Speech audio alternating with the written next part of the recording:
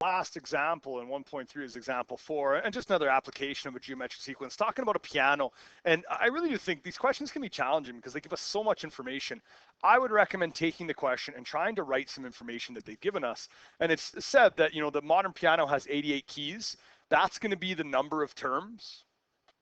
And then it says the lowest note, so that the smallest term or the beginning term, term 1, is going to be 27.5. Don't worry too much about the unit. Hertz is the unit we use for frequency in physics.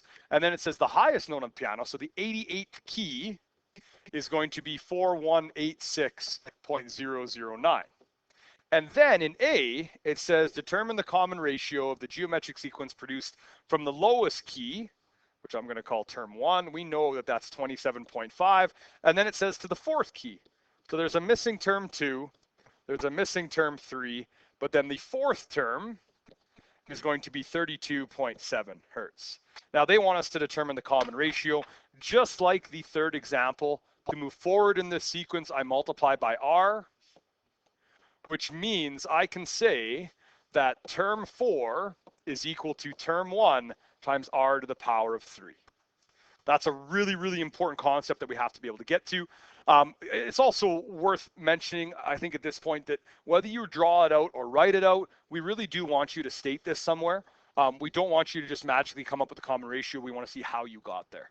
All right, I'm going to solve that without putting numbers in because I really think that's important for you to see. What I would do is divide both sides by term 1. So I get term 4 divided by term 1 is equal to r to the power of 3. And then I don't want to belabor the point too much, though. It's going to mean, or it does mean, that r is equal to the cube root of whatever term 4 divided by term 1 is. Now, once you get that equation to determine r, it's really time to grab your calculator. And I'm going to say that r is therefore equal to the cube root of 32.7 divided by term 1, which is 27.5. When I put that into my calculator, I would highly recommend that you do the radicand, the inside of the radical first, and then take the cube root after that. And, I say that, I really should show you that. Sorry about that. I am going to put this into my calculator. I just shut it down a minute ago. And I'm going to show you exactly how I would put it in because that cube root is not really on the home plate here. So I am going to put those numbers in. So I'm going to do 32.7 divided by 27.5. And then to get to the cube root, you have to hit the math button. And then it's number 4, which it looks like the cube root, which is nice. And then because I have that value above, I am going to use second answer. Now, I do want to show you that you could do the cube root, so that's option number 4, of 32.7 divided by 27.5, and we get the exact same number. No problem there. Now, because I know I'm going to have to use this common ratio later on, I'm going to store it in my calculator as r. And that really means that now if I clear my calculator, if I turn it on and off, when I use that letter r, it is represented by that common ratio. And a big advantage to this is that now there's no rounding issues, right? We'd probably round that to 1.06 pretty logically, but it's really important that this is as accurate as our calculator can be. Okay, let me actually just steal that so we can see it at least somewhere on the page, that now we know what our common ratio is. And we can use that in the future of the question. We're going to need it for part B, basically. So we know the common ratio. For part B, it wants us to use the lowest and highest frequencies to verify the common ratio. Now, really what that means is if that common ratio is true, it should allow us to go from the first term to the 88th term. And to do this, I want to show you that general term another time.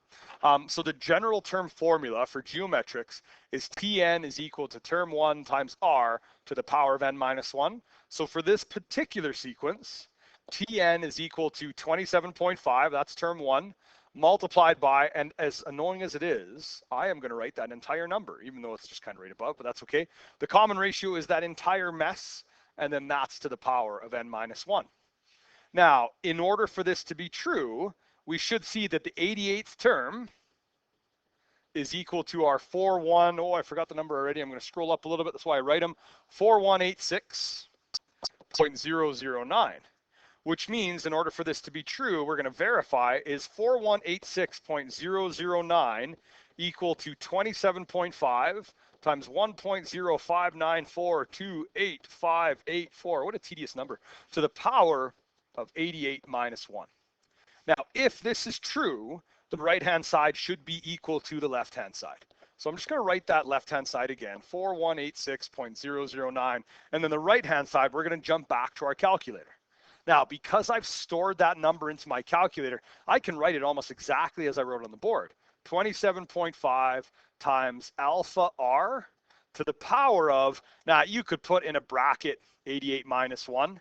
I would prefer if you knew that that was 87, but that's fine. And I'll just write that one more time. So 27.5 times r, oh, I did the alpha wrong, sorry, r to the power of 87, and we see that we get the same thing, right? So 4174.16,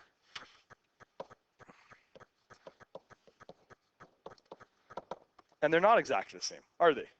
So 4186.009 is not equal to 4174.16, but it's real close, right? It's only off by 12 hertz. The reason that they're not perfect, I mean, the piano could be out of tune. It's nice to think that everything follows this perfect geometric form, but we see that we're a little off in this case. The fact that they are so close, we're looking at less than a 0.1% error, really does indicate that we've done this correctly. If we were to give you a question like Part B, we would certainly make it work perfectly, probably just by using only whole numbers and no decimals, but certainly that's reasonably close enough that we've verified it to be true, or at least nearly true is maybe a better way of saying that. Okay, I'm going to put that standard assignment up. Please do make sure you're checking Google Classroom for any sort of modified assignment that is likely to be there.